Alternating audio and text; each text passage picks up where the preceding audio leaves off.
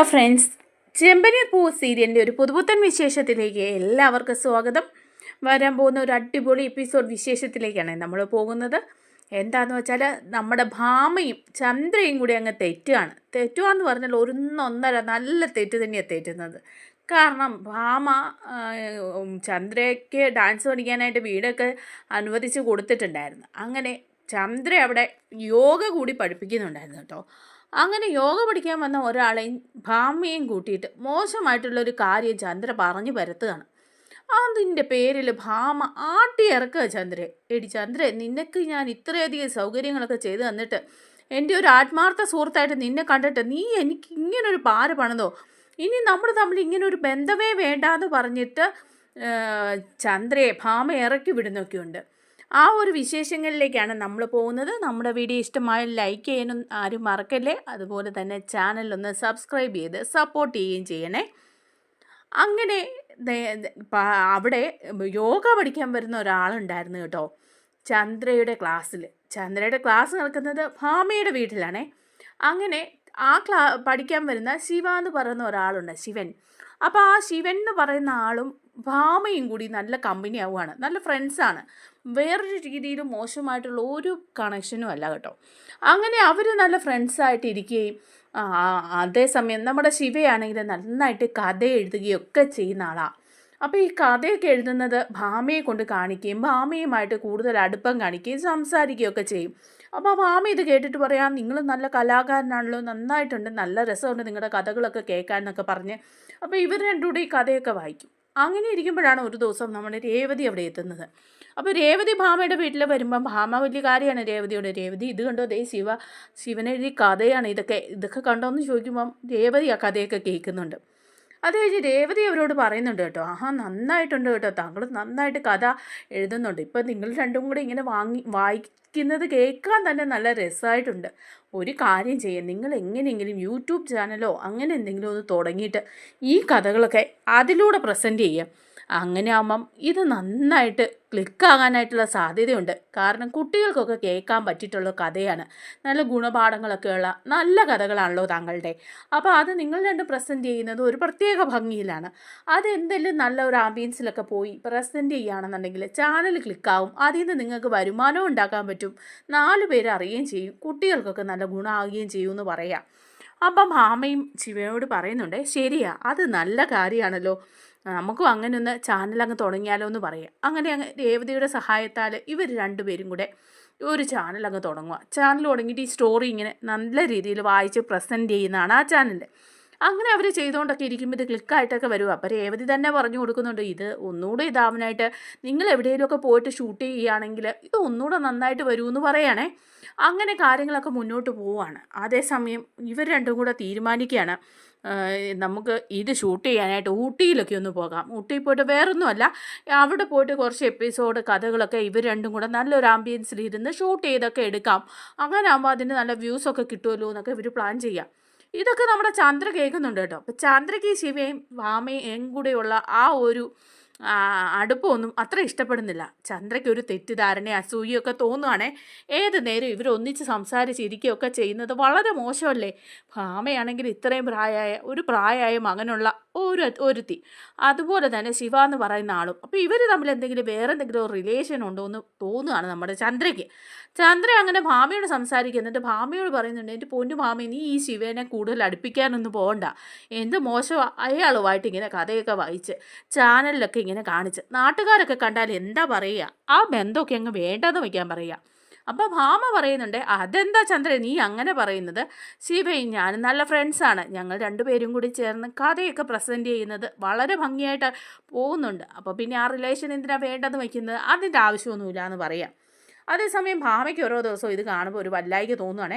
ഭാമ അന്നേരം വിചാരിക്കുക, ഇത് എന്തെങ്കിലും ഒന്ന് ചെയ്യണമല്ലോ, ഇവരിങ്ങനെയൊക്കെ അങ്ങനെ മുന്നോട്ട് പോയാൽ വല്ലാത്തൊരു ബന്ധമായിട്ട് മാറും, മോശം. പിന്നെ എൻ്റെ ഡാൻസ് ക്ലാസ്സിനും യോഗ ക്ലാസ്സിനും ഒക്കെ അത് മോശമാകും. അതുകൊണ്ട് ഇത് നിർത്താൻ ഇനി ഭാമയുടെ മകനെ വിളിച്ച് തന്നെ പറയാം. ഭാമയുടെ മകനെ വിളിച്ച് കാര്യം പറഞ്ഞു കഴിയുമ്പം അവനിത് നിർത്തിച്ചോളും. എന്ന് തോന്നുവാണ്. അങ്ങനെ നമ്മുടെ ചന്ദ്ര ഭാമിയുടെ മകനെ വിളിച്ചിട്ട് പറയാണ്, മോനെ എടാ നിൻ്റെ അമ്മയും അതുപോലെ തന്നെ ഇവിടെ യോഗ പഠിക്കാൻ വന്ന ശിവ എന്ന് പറയുന്ന ഒരുത്തനുണ്ട്, അവനും കൂടെ തമ്മിൽ എന്തോ ഒരു വല്ലാത്ത അരുതാത്ത ബന്ധമുണ്ടെന്നാണ് തോന്നുന്നത്. നാട്ടുകാരൊക്കെ അതും ഇതുമൊക്കെ പറയുന്നുണ്ട്. എന്തിനാ വെറുതെ ഈ പ്രായത്തിൽ ഭാമ ഇങ്ങനെയൊക്കെ ചെയ്യുന്നത്? അത് മോശമല്ലേ? നീ അതൊക്കെ ചോദിക്കേ, ഇല്ലെങ്കിൽ നാട്ടുകാരൊക്കെ പറഞ്ഞ് നീ നാണം കെടേണ്ടി വരും കേട്ടോ എന്ന് വിളിച്ച് പറയാം. അപ്പം ഇത് കേൾക്കുമ്പോഴത്തേക്കും നമ്മുടെ ഭാമയുടെ മകനാണെങ്കിൽ നല്ല ദേഷ്യമൊക്കെ വരിക. സിദ്ധാർത്ഥ എന്നാണ് പേര്. അപ്പോൾ അവനിങ്ങനെ വിചാരിക്കുകയാണ് ഇതിന് എന്തെങ്കിലും കാര്യമുണ്ടോ എന്നറിയാം. അപ്പം നാട്ടിൽ വന്ന് ഇതൊക്കെ ഒന്ന് അന്വേഷിക്കാമെന്നൊക്കെ അവനും തോന്നുക. ഇതൊന്നും അറിയാത്ത ഭാവത്തിന് മുന്നോട്ട് പോവുകയാണ് നമ്മുടെ ചന്ദ്ര. എന്നിട്ട് ഇവർ തമ്മിൽ സംസാരിക്കുമ്പോഴൊക്കെ ചന്ദ്രയ്ക്ക് ഒരു വല്ലായ്കയും ഒക്കെ തോന്നുക. അതേസമയം ഈ ഒരു ദിവസം ഇങ്ങനെ ഷൂട്ടിങ്ങിന് വേണ്ടിയിട്ട് ഇവർ പോകാനായിട്ട് ഒരുങ്ങാണ് ഊട്ടിയിൽ. ആ സമയത്താണ് കേട്ടോ നമ്മുടെ സിദ്ധാർത്ഥ് വരുന്നത്, ഭാമയുടെ മകൻ വന്നിട്ട് വരുമ്പോഴേ ഭാമയ്ക്ക് ഭയങ്കര സന്തോഷമാവും. അപ്പോൾ ഭാമ പറയുന്നുണ്ട്, ആ മോനെ നീ വന്നോടാ, എന്താ ഇപ്പോൾ നീ ഒരു മുന്നറിയിപ്പും ഇല്ലാതെ ഇങ്ങനെ വന്നതെന്ന് ചോദിക്കുക.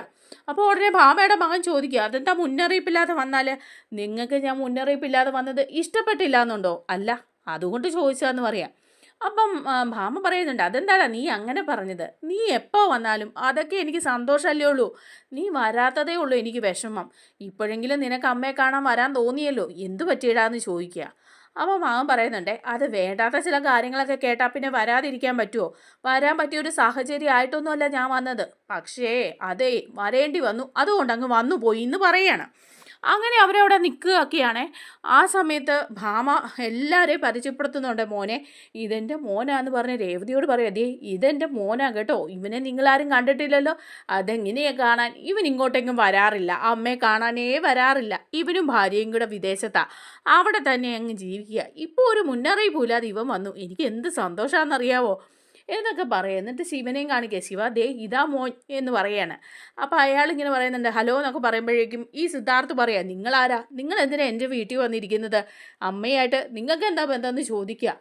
അപ്പോൾ ഉടനെ ഭാമ പറയാണ്, അത് മോനെ ഇത് സിദ്ധാർത്ഥ്, ഇത് ശിവൻ, ഇവിടെ യോഗ പഠിക്കാൻ വരുന്ന ശിവൻ ഒരു നല്ല കലാകാരൻ കൂടിയാണ്, നല്ലൊരു എഴുത്തുകാരനാണ്, നന്നായിട്ട് കഥകളൊക്കെ എഴുതും, കുട്ടികൾക്കൊക്കെ മാർഗനിർദ്ദേശം കൊടുക്കാൻ പറ്റിയ നല്ല കഥകളൊക്കെ. അതുകൊണ്ട് ഞങ്ങൾ രണ്ടുപേരും ആ കഥകളൊക്കെ കൂടിയായിട്ട് ഒരു യൂട്യൂബ് ചാനലൊക്കെ തുടങ്ങിയിട്ടുണ്ട്, അതിലൂടെ ആ കഥകളൊക്കെ പ്രസൻറ്റ് ചെയ്യുന്നുണ്ട്, ഞങ്ങൾക്ക് നല്ല വ്യൂസ് കിട്ടുന്നുണ്ട് എന്ന് പറയണം. അപ്പം മോൻ പറയാം, അമ്മയ്ക്ക് ഇപ്രായത്തിൽ ഇതിൻ്റെയൊക്കെ ആവശ്യമുണ്ടോ, ഇതൊക്കെ വളരെ മോശമല്ലേ എന്ന് ചോദിക്കുക. അപ്പോൾ മാമ ചോദിക്കുക, നീ എന്താടാ ഈ പറയുന്നത്, ഇതൊക്കെ മോശമാണോ? കഥ ഞങ്ങൾ വായിക്കുന്നത് അതെന്ത് മോശമാണെന്നാ നിങ്ങൾ ഈ പറയുന്നതെന്ന് ചോദിക്കുക. അപ്പം ശിവനും പറയുന്നുണ്ട്, അത് മോനെ നീ തെറ്റിദ്ധരിക്കണ്ട, ഞങ്ങൾ സ്റ്റോറി ഇങ്ങനെ പറയുന്നതേ ഉള്ളൂ, ഞങ്ങളത് പ്രസൻറ്റ് ചെയ്യുന്നത് ഒന്നിച്ചാണെന്നേ ഉള്ളൂ എന്ന് പറയുമ്പം പറയാം, നിങ്ങൾക്ക് നാണമില്ലല്ലോ, ഇത്രയൊക്കെ പ്രായമായില്ലേ, ഇനി ഈ ഒറ്റയ്ക്ക് താമസിക്കുന്ന സ്ത്രീകളുടെ വീടുകളിൽ വന്ന് ഇങ്ങനെയുള്ള തരികിടയൊക്കെ കാണിക്കാൻ നിങ്ങൾക്ക് തോന്നുന്നുണ്ടല്ലോ എന്ന് പറയുകയാണേ. അപ്പോൾ ഭാമയ്ക്ക് അങ്ങ് ദേഷ്യം വരുക, എന്താടാ നീ പറഞ്ഞത്, ഇങ്ങനെയൊക്കെ തോന്നുന്നുണ്ടല്ലോ എന്നോ, എന്ത് ചെയ്തെന്നാ ശിവൻ ഇവിടെ ഒന്നും ചെയ്തിട്ടില്ല, അവനിവിടെ വന്ന് കയറിയതിന് നിങ്ങൾക്ക് എന്താ കുഴപ്പം, നീ ഇത് ചോദിക്കാനാണോ ഇപ്പോൾ വന്നത്? ഞാനും ശിവനും തമ്മിൽ നല്ല ഫ്രണ്ട്ഷിപ്പാണ് ഉള്ളത്, അത് മാത്രമേ ഉള്ളൂ, അല്ലാതെ നീ ഇപ്പോൾ പറഞ്ഞതുപോലെ എന്നെ പറ്റിക്കാനൊന്നും ഇവിടെ വന്ന് ചേർന്നൊന്നും അല്ല ശിവൻ. ഓ അന്വേഷിക്കാനായിരിക്കും നീ ഇപ്പോൾ കൂട്ടുകാരുമായിട്ട് ഇങ്ങോട്ട് വന്നത്. അവൻ്റെ കൂടെ 2 കൂട്ടുകാരും ഉണ്ട് കേട്ടോ, അവന്മാരും തല്ലിപ്പൊളികളാണ്. അപ്പോൾ പറയണേ, അതെ ഇത് ചോദിക്കാൻ വേണ്ടി വന്നതാ, അവിടെ ഇരുന്നിട്ട് വരെ അറിഞ്ഞ് നാണക്കേടുണ്ടായി അതുകൊണ്ട് വന്നതാ എന്ന് പറയാം. അപ്പോൾ ഭാമ ചോദിക്കുക, ആരാടാ നിന്നോട് ഇത് വിളിച്ച് പറഞ്ഞത്, ഇവിടെ ആരാ നിന്നോട് പറഞ്ഞത് ഞാനും ശിവനും തമ്മിൽ അരുതാത്ത ബന്ധമുണ്ടെന്ന് എന്ന് പറയാം. അപ്പം പറയുന്നുണ്ട്, എത്ര പേര് പറഞ്ഞു നിങ്ങൾ തമ്മിൽ അരുതാത്ത ബന്ധം തന്നെയുണ്ട്, അമ്മയ്ക്ക് ഈ പ്രായത്തിൽ എന്തിനു വിഷമമാ ദേ ഇയാളെയൊക്കെ വീട്ടിൽ കയറ്റി ഇങ്ങനെയുള്ള പരിപാടി നടത്തുക എന്ന്. നല്ല സമയം പോക്കുണ്ടല്ലോ, മക്കളൊന്നും കൂടെ ഇല്ലെങ്കിലും സുഖമാണല്ലോ, ഇതിപ്പം ഇയാളെ ഇഷ്ടമുള്ളപ്പോൾ വിളിച്ച് കയറ്റി ഇറക്കിയൊക്കെ ചെയ്യാം, പക്ഷേ ദേ അതിൻ്റെയൊക്കെ നാണക്കാടെ മക്കൾക്കാന്നുള്ള കാര്യം മറക്കണ്ടെന്ന് പറയാം. അപ്പോൾ ഭാമയ്ക്ക് നല്ല ദേഷ്യം വരിക. ഭാമ അന്നേരം പറയും, എന്താടാ നീ പറഞ്ഞത്, ഞാൻ അങ്ങനെ ഒരു മോശ സ്ത്രീയാണെന്നോ, ഞാൻ എന്ത് തെറ്റ് ചെയ്തെന്നാ നീ പറഞ്ഞത്, ഇവിടെ ഞാൻ ഒറ്റയ്ക്ക് താമസിച്ചപ്പം ഒന്ന് തിരിഞ്ഞു നോക്കാനോ ഒന്നിനും നീ ഇവിടെ വന്ന് ഞാൻ കണ്ടിട്ടില്ല, എന്താമയെന്നൊന്ന് ഫോൺ ചെയ്ത് പോലും നോക്കാറില്ല, നീയും നിൻ്റെ ഭാര്യയും കൂടെ ഒറ്റയ്ക്ക് എവിടെയെങ്കിലും താമസിക്കും, പിന്നെ നിങ്ങളുടെ ഇഷ്ടം അതെന്താണെന്ന് വെച്ചാൽ അത് അങ്ങനെ ആയിക്കോട്ടെ എന്ന് ഞാനും വിചാരിച്ചു. ഇപ്പോൾ ഇവിടെ വെറുതെ ഇരുന്ന് ബോറടിച്ചപ്പോഴാണ് ചന്ദ്ര ഇവിടെ ഡാൻസ് സ്കൂളും അതുപോലെ തന്നെ യോഗ ക്ലാസ്സും ഒക്കെ തുടങ്ങിയത്, അതുകൊണ്ടാണ് ഇവിടെ ഒരു ഒച്ചയനക്കമൊക്കെ ഉണ്ടായത്. അപ്പോൾ ശിവൻ ഇവിടെ വന്നു ഇങ്ങനെയുള്ള കഥകൾ വായിച്ചു, അതിൻ്റെ പേരിൽ ഞങ്ങൾ തമ്മിൽ ഇങ്ങനെ ഒരു സംരംഭം തുടങ്ങി, അതിനിപ്പോൾ തെറ്റിദ്ധരിക്കാൻ മാത്രം എന്താ ഉള്ളത് അതിൻ്റെ അകത്ത്, നിൻ്റെയൊക്കെ മനസ്സ് ഇങ്ങനെ ആയി പോയല്ലോ എന്ന് പറയാം. അപ്പോൾ ഉടനെ രേവതി പറയുന്നുണ്ട്, അതെ, സിദ്ധാർത്ഥിനെ ഞാൻ ഇതുവരെ കണ്ടിട്ടൊന്നും ഇല്ലെങ്കിലും ഞാൻ സിദ്ധാർത്ഥിനോട് പറയാം, നിങ്ങൾ ഇങ്ങനെയൊക്കെ നിങ്ങളുടെ അമ്മയോട് പറയാവോ? നിങ്ങൾക്ക് നിങ്ങളുടെ അമ്മയെ അറിയാൻ പാടില്ലേ? നിങ്ങളിപ്പോൾ പറഞ്ഞല്ലോ നിങ്ങളുടെ അമ്മ മോശമാണെന്നും ഈ പുരുഷനുമായിട്ട് നിങ്ങളുടെ അമ്മയ്ക്ക് അവിഹിത ബന്ധമുണ്ടെന്നും ഒക്കെ. അതൊക്കെ പറയാൻ നിങ്ങൾക്ക് എങ്ങനെ തോന്നി? നിങ്ങളുടെ സ്വന്തം അമ്മയല്ലേ ഇവർ. അവരെ ഒന്നും മനസ്സിലാക്കാതെ ഇങ്ങനെ മോശമായിട്ട് സംസാരിക്കാനൊക്കെ സിദ്ധാർത്ഥിന് എങ്ങനെ പറ്റുന്നു എന്ന് ചോദിക്കുക. അപ്പം സിദ്ധാർത്ഥ് പറയുന്നുണ്ട്, അതെ, നിങ്ങൾ ഇതിലൊന്നും ഇടപെടണ്ട, ഇത് ഞാനും എൻ്റെ അമ്മയും തമ്മിലുള്ള കാര്യമാണ്. അമ്മ തെറ്റായ രീതിയിൽ പോയാൽ മക്കൾ വന്ന് തിരുത്തണം, അതുകൊണ്ടാണെന്ന് പറയാണ്. അപ്പം രേവതി പറയാ, നിങ്ങളിങ്ങനെ പറഞ്ഞതിനൊക്കെ അനുഭവിക്കും കേട്ടോ. നിങ്ങളെപ്പോലെ ഉള്ളവർ കാരണം ഈ സ്ത്രീ ഇങ്ങനെ ജീവിക്കേണ്ടി വരുന്നത്. അവരിവിടെ ഒറ്റയ്ക്ക് ആരും ഒന്ന് ചോദിക്കാനോ അന്വേഷിക്കാനോ പോലും ഇല്ലാതെ ജീവിച്ചപ്പം ആരാ ഉള്ളത്? നിങ്ങളൊന്ന് വന്ന് അന്വേഷിക്കാറുണ്ടോ? ഇല്ലെങ്കിൽ ഒന്ന് ഫോൺ ചെയ്ത് പോലും അന്വേഷിക്കാറുണ്ടോ? നിങ്ങളെപ്പോലെയുള്ള ഇങ്ങനെയുള്ള മക്കൾ കാരണമാണ് ഇതുപോലെ പ്രായമായ മാതാപിതാക്കളൊക്കെ അഗതി മന്ദിരത്തിലും അനാഥാലയത്തിലും ഒക്കെ പോകേണ്ടി വരുന്നത്. നിങ്ങൾക്ക് മനസ്സിലായോ എന്ന് ചോദിക്കുകയാണ്. അപ്പോൾ ഈ സിദ്ധാർത്ഥൻ പറഞ്ഞവൻ പറയണേ, അതെ, നിങ്ങൾ ഇതൊന്നും അന്വേഷിക്കാനും പറയാനും ഒന്നും വരണ്ട. ഞാൻ എൻ്റെ അമ്മയോട് സംസാരിച്ചതാ, അവരെ നേർവഴിക്ക് കൊണ്ടുപോകണം. ഇവരിവിടെ കിടന്ന് അഴിഞ്ഞാടുന്നതേ എനിക്ക് അവിടെയും കൂടെ മോശമാണെന്ന് പറയാണ്. അപ്പോൾ ഇതൊക്കെ കേൾക്കുമ്പോൾ നമ്മുടെ ഭാമയ്ക്ക് അങ്ങ് വല്ലാതാകുക. എന്നാൽ ചന്ദ്ര ഇതൊക്കെ കേട്ടിട്ട് നിൽപ്പുണ്ട് കേട്ടോ. ഒരക്ഷരം ചന്ദ്രൻ മിണ്ടുന്നില്ല കേട്ടോ. ചന്ദ്രയാണല്ലോ ഇതെല്ലാം ഒപ്പിച്ച് വെച്ചത്. അതുകൊണ്ട് തന്നെ ചന്ദ്ര ഒന്നും മിണ്ടുന്നുമില്ല. അപ്പോഴേക്ക് സുധിയല്ല സച്ചി അവിടെ വന്നിട്ടുണ്ട് കേട്ടോ. സച്ചി അപ്പോഴേക്കും ചോദിക്കുക, എന്താ ഇവിടെ പ്രശ്നം എന്ന് ചോദിക്കുകയാണ്. അപ്പോൾ രേവതി പറയാ, ദേ ഭാമാൻ്റിയുടെ മോനാ ഇത്, ഇവനിവിടെ വിദേശത്തുനിന്ന് വന്നതാ. എന്തിനാണെന്നറിയാവോ? ഭാമാൻ്റിക്ക് ഇവിടെ ദേ ഇയാളുമായിട്ട് അവിഹിത ബന്ധമുണ്ടോ എന്ന് അറിയാനായിട്ട്. അപ്പോൾ സച്ചി ദേഷ്യം വന്നിട്ട് പറയാം, എന്താടാ ഇത്, നീ എന്താ പറഞ്ഞത്? നിൻ്റെ അമ്മയ്ക്ക് ഇവരുമായിട്ട് വിവിധ ബന്ധമുണ്ടെന്നോ? ഏടാ, നാണം ഇല്ലല്ലോടാ നിനക്കൊക്കെ ഇത് പറയാൻ. ഇതന്വേഷിക്കാനാണോ മോന് അവിടെ നിന്ന് ഇവിടം വരെ ഫ്ലൈറ്റ് ടിക്കറ്റൊക്കെ മുടക്കി വന്നത് എന്ന് സച്ചി ചോദിക്കുക. അപ്പോൾ സച്ചിയോട് അവൻ പറയുന്നുണ്ട്, നിങ്ങൾ ഇതിലൊന്നും ഇടപെടണ്ട കേട്ടോ. എൻ്റെ അമ്മയുടെ കാര്യമാണ്. ഇവർക്ക് എന്തെങ്കിലും വന്ന് വൈകാതായാലും ഞാനേ കാണുള്ളൂ നോക്കാൻ, അല്ലാതെ നിങ്ങളാരും കാണുകയെന്ന് പറയാം. അപ്പോൾ സച്ചി പറയാം, അതൊക്കെ നിൻ്റെ ധാരണയാടാ. നീ ഇല്ലാത്തപ്പോഴും ഭാമാരിയെ സ്വന്തം അമ്മയെപ്പോലെ നോക്കുന്നവരാ ഞങ്ങൾ. നീ ഇനി വന്നില്ലേലും ഭാമാരിക്ക് എന്തെങ്കിലും വയ്യായിക വന്നാലും ഞാനും രേവതിയും കാണും ഭാമാരിക്ക്, കേട്ടോ എന്ന് പറയാണ്. അപ്പോൾ അവൻ പിന്നെയും പറയാണ്, ഇവരിവിടെ കിടന്ന് ഇങ്ങനെ അഴിഞ്ഞാടാൻ പറ്റില്ല, ഇയാൾ ഈ വീട്ടിൽ കയറാൻ പറ്റില്ല എന്ന് പറയാ. അപ്പോൾ ഉടനെ തന്നെ ശിവൻ എന്ന് പറയുന്ന ആൾ പറയുന്നുണ്ട്, അതെ, ഞാൻ ഇനി ഇങ്ങോട്ട് വരുന്നില്ല. ഇതിൻ്റെ പേരിൽ നിങ്ങൾ പ്രശ്നമൊന്നും ഉണ്ടാക്കണ്ട. ഇത് ഞാനും ഭാമയും തമ്മിൽ യാതൊരു അവിഹിത ബന്ധങ്ങളൊന്നും ഇല്ല. ഞങ്ങൾ നല്ല സൗഹൃദം മാത്രമേ ഉള്ളൂ. ഈ ഒരു കാര്യം ചെയ്യുന്നു എന്ന് ഒന്നിച്ചാണെന്നേ ഉള്ളൂ. അതിൻ്റെ പേരിൽ ഇങ്ങനെയൊക്കെ കേൾക്കേണ്ടി വന്നതിൽ എനിക്ക് വിഷമമുണ്ട്. ഞാൻ ഇനി ഇങ്ങോട്ട് വരാതിരുന്നാൽ മതിയല്ലോ, പ്രശ്നമൊന്നുമില്ലല്ലോ എന്ന് പറയാം. അപ്പോൾ ഉടനെ സച്ചി പറയാം, അതെന്തിനാ അങ്ങൾ ഇങ്ങോട്ട് വരാതിരിക്കുന്നത്? ഇവൻ പറഞ്ഞ പോലെ എന്തെങ്കിലും ബന്ധം നിങ്ങൾ തമ്മിലുണ്ടോ? ഇല്ലല്ലോ. പിന്നെ ഇവിടെ ആരെ ബോധിപ്പിക്കാനാണ് നിങ്ങൾ വരുന്നത്? ഇവൻ്റെയൊക്കെ മനസ്സ് ഇത്ര ദൂഷിച്ചതാ. എത്ര വിദ്യാഭ്യാസം ഉണ്ടെന്ന് പറഞ്ഞാലും ഏത് വിദേശത്ത് ജീവിക്കുകയാണെന്ന് പറഞ്ഞാലും ഇവൻ്റെയൊക്കെ മനസ്സിൽ വിഷമുള്ളത്. അതുകൊണ്ടല്ലേ ഇവനൊക്കെ ഇങ്ങനെയൊക്കെ പറയുന്നത് എന്നിങ്ങനെ പറയുക. അപ്പോൾ ത്തേക്കും അവൻ്റെ ഫ്രണ്ട്സ് 2-3 പേരുണ്ട്. അപ്പോൾ അവരങ്ങോട്ട് മുന്നോട്ട് കയറി വരികയാണ് സച്ചിയെ അടിക്കാനായിട്ട്. അപ്പോൾ സച്ചി പറയാം, എന്താടാ നീയൊക്കെ എന്താ ഇങ്ങ് തിളച്ച് കയറി വരുന്നത്? എന്നെ തല്ലാൻ വന്നാണോ നീയൊക്കെ? നീ ഇവൻ്റെ കൂടെ വന്നത് ഇവൻ്റെ അമ്മയുടെ അവിഹിതം കണ്ടുപിടിക്കാനാണോടാ നിങ്ങൾ രണ്ടും കൂടെ വന്നത്? ഇറങ്ങടാ വെളിയിൽ. എന്നെ തല്ലാൻ വന്നാണ്ടല്ലോ ജീവനോട് രണ്ടും ഇവിടുന്ന് തിരിച്ചു പോവില്ലെന്ന് ഓർത്തോ? എടാ സിദ്ധാർത്ഥേ, സച്ചി ആരാണെന്ന് നിനക്ക് കുറച്ചൊക്കെ അറിയാമല്ലോ, ഇവന്മാർക്ക് പറഞ്ഞു കൊടുക്കുക കേട്ടോ എന്ന് പറയേ സച്ചി. അപ്പോൾ രേവതി സച്ചിയുടെ കയ്യിൽ ഇങ്ങനെ പിടിച്ചിട്ട് പറയാം, സച്ചിയേട്ടാ വേണ്ട സച്ചിയേട്ടൻ ഇനി അവരെ തല്ലാനൊന്നും പോകണ്ട. എൻ്റെ രേവതി, ഇവന്മാർ വന്ന് പറയുന്ന വൃത്തികേട് നീ കേട്ടില്ലേ? സ്വന്തം അമ്മയെക്കുറിച്ച് അവൻ പറയുന്നതൊക്കെ കേട്ടില്ലേ? അമ്മയെ അന്വേഷിക്കാൻ വന്നിരിക്കുന്നു. ഇത്രയും നാളും തിരിഞ്ഞു നോക്കാതെ കിടന്നവൻ അമ്മയുടെ അവിഹിത ബന്ധം കണ്ടുപിടിക്കാനായിട്ട് വന്നിരിക്കുന്നു. ഇവനൊക്കെ നാണമുണ്ടോ? സ്വന്തം പെറ്റ തള്ളെ അറിയാൻ മേലാതെ നടക്കുന്നവൻ നാറിയൊക്കെ എന്നിങ്ങനെ സച്ചി പറയാം. അപ്പം രേവതി സച്ചിയെ ഇങ്ങനെ പിടിച്ചൊക്കെ മാറ്റുകയാണ് കേട്ടോ. അപ്പം ഉടനെ ഭാമയും പറയുന്നുണ്ട് കേട്ടോ, നിങ്ങളാരും ഇവിടെ കിടന്ന് ബഹളം വയ്ക്കുകയും വഴക്കുണ്ടാക്കുകയും ഒന്നും വേണ്ട. അപ്പം ശിവൻ എന്ന് പറയുന്ന അയാൾ പറയില്ല, ഞാൻ പോയിക്കോളാം, ഞാനൊരു പ്രശ്നത്തിനുമില്ല ഭാമയെന്ന് പറയാം. അപ്പോൾ ഭാമ പറയുന്നുണ്ട്, അല്ല നിങ്ങളെന്തിനാ പോകുന്നത്? നിങ്ങൾ ഞാനും തമ്മിൽ എന്തെങ്കിലും അരുതാത്ത ബന്ധമുണ്ടോ? ഇല്ലല്ലോ. ഒരാണും ഒരു പെണ്ണും കൂടെ സംസാരിച്ചാൽ അല്ലെങ്കിൽ എന്തെങ്കിലും ഒന്നിച്ച് ജോലി ചെയ്താൽ അതിൽ വേറൊന്ന് കണ്ടെത്തുന്നത് ഇവൻ്റെയൊക്കെ സ്വഭാവമാണ്. ഇനിയിപ്പം ഞാനൊരു കാര്യം പറയാം, എനിക്ക് നിങ്ങളുമായിട്ട് ഒരു അവിഹിത ബന്ധവും ഇല്ല, അങ്ങനെ ഒന്നും ഇല്ലതാനും. അതുകൊണ്ട് തന്നെ ഇവനോട് ഞാൻ പറയാം, എടാ നീ ഒന്നും ഇങ്ങോട്ട് വന്നില്ലേലും എനിക്ക് കുഴപ്പമില്ല. ഇത്രയും നാൾ ഞാനിവിടെ ഒറ്റയ്ക്കാണല്ലോ താമസിച്ചത്. അമ്മ ജീവിച്ചിരിപ്പുണ്ടോ, ഭക്ഷണം കഴിച്ചോ, മരുന്ന് കഴിക്കുന്നുണ്ടോ, ഇത് വല്ലതും നിനക്കറിയായിരുന്നോ? ഇല്ലായിരുന്നല്ലോ. ഇപ്പം ആരോ എന്തോ വൃത്തികേട് വിളിച്ച് പറഞ്ഞിട്ട് അതും കേട്ടിട്ട് വന്നിരിക്കുന്നു. നീ എവിടെ നിന്നാടാ ഈ വിവരം അറിഞ്ഞത്? ആരാടാ ഈ വൃത്തികേട് നിന്നോട് വിളിച്ച് പറഞ്ഞ് അറിയിച്ചത്?